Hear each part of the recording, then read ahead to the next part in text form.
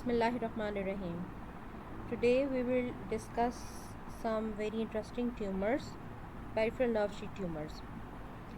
A number of different tumors arise from the peripheral nerves. Such tumors may manifest as soft tissue masses with pain or loss of function related to impingement of on nerve or some other structure. In most peripheral nerve tumors, the neoplastic cells show evidence of Schwann cell differentiation. These tumors usually occur in adults and include both benign and malignant ones.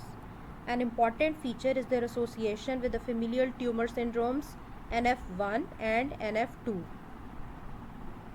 schwannomas and neurofibromatosis type 2. Schwannomas are benign encapsulated tumors that may occur in soft tissues, internal organs, or spinal nerve roots.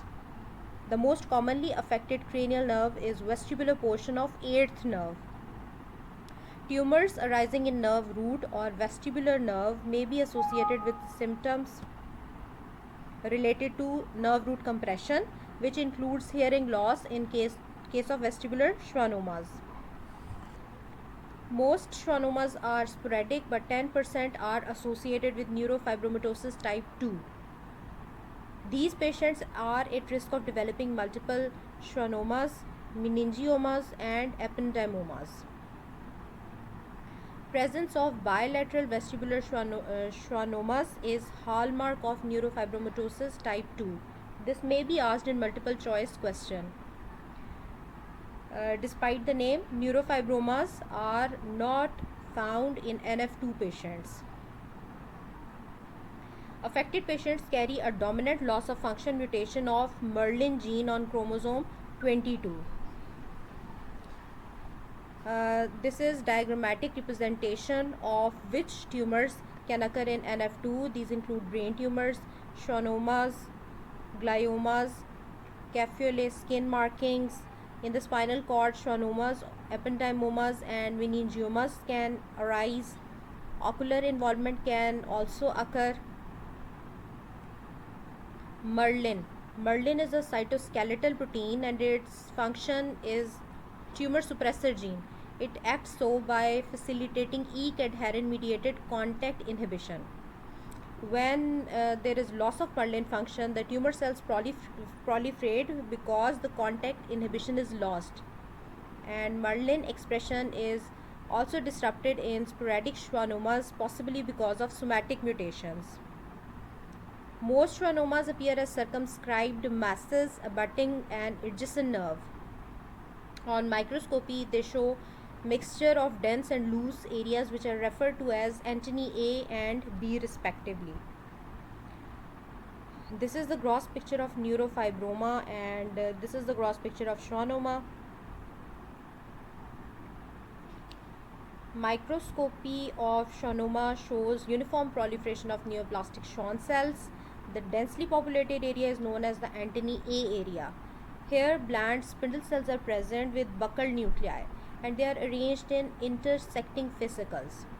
The cells often align to produce nuclear palisading, resulting in alternating bands of nuclear and anuclear areas called Verrucke bodies.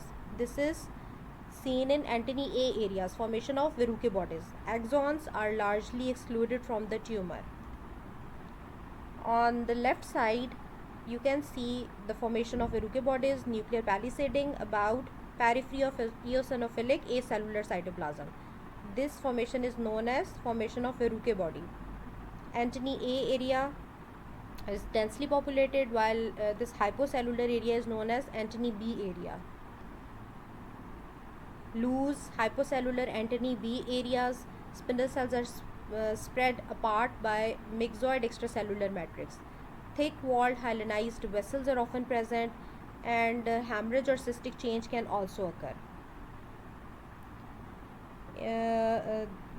Here this is the formation of Verrucke bodies seen in schwannoma,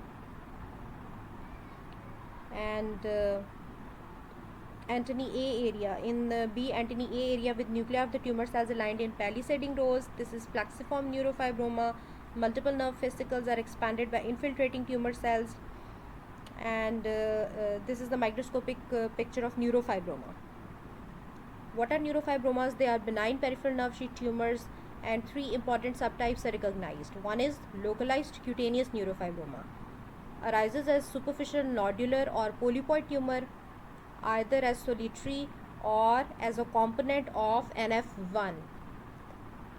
Plexiform neurofibroma, it grows diffusely within the confines of nerve or nerve plexus. Surgical enucleation of lesions is therefore difficult and is associated with lasting neurological deficits. Plexiform neurofibromas are virtually pathognomic for NF1.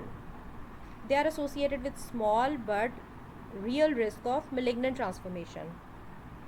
Third type is diffuse neurofibromas. They are infiltrative proliferations that can take the form of large, disfiguring subcutaneous masses. They are often associated with NF1. Morphology. Neurofibromas are not encapsulated. They may appear circumscribed, as in localized cutaneous neurofibromas, or exhibit diffusely infiltrative growth pattern. The neoplastic Schwann cells in neurofibroma are admixed with other cell types, including mast cells, fibroblasts, perineural-like cells. The stroma contains wavy collagen bundles but can be myxoid or can contain dense collagen. Plexiform neurofibromas involve multiple fascicles of individually affected nerves, and diffuse neurofibromas show extensive infiltrative pattern of growth within the dermis and subcutis of the skin. What is NF1? It is autosomal dominant disorder caused by mutation in tumor suppressor neurofibromin encoded on 17q. It is negative regulator. This neurofibromin is negative regulator of oncoprotein RAS, and loss of its function and resulting RAS hyperactivity is cardinal feature of NF1 associated tumors. These include neurofibromas of the three main types in malignant peripheral nerve sheath tumors, optic gliomas, and other glial tumors. Patients with NF1 exhibit learning disabilities, seizures, skeletal abnormalities, and vascular abnormalities like arterial stenosis. Leash nodules are pigmented nodules of the iris, and pigmented skin changes can occur like axillary freckling and cafe spots in various degrees. These are all manifestations of neurofibromatosis type 1. Cafe spots are seen, axillary inguinal freckling, fibromas, leash nodules in the eye, optic nerve glioma, scoliosis, and bone defects. Here are the differences between neurofibroma and schwannoma. You may get a short essay question on the differences between these two tumors. They are important. Their malignant counterpart of both neurofibroma and schwannoma is malignant peripheral nerve sheath tumor. Its abbreviation is MPNST. There are neoplasms seen in adults that show evidence of Schwann cell derivation and sometimes clear origin from peripheral nerve. They may arise from transformation of neurofibroma, usually of the plexiform type. Poor response to therapy, poor patient survival, more associated with NF1, harbor 10% lifetime risk of developing MPNST.